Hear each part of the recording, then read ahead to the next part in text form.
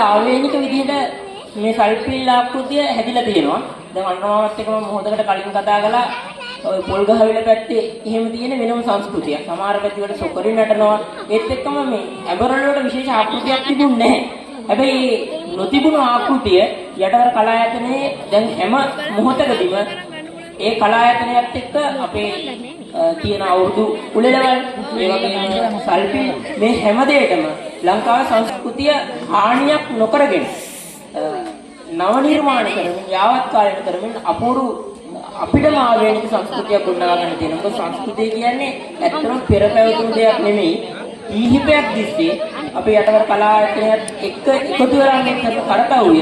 තව අවුරුදු කිහිපයකින් ඇඹරළුවට ආවේනික සංස්කෘතියක් බවට අනිවාර්යයෙන්ම පත් වෙනවා.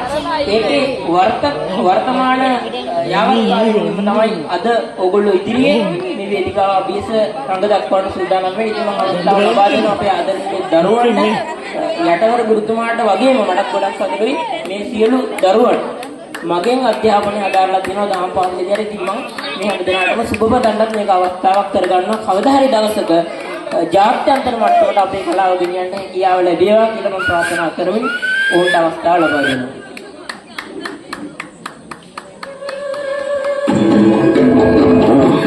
Siempre hay necesidad.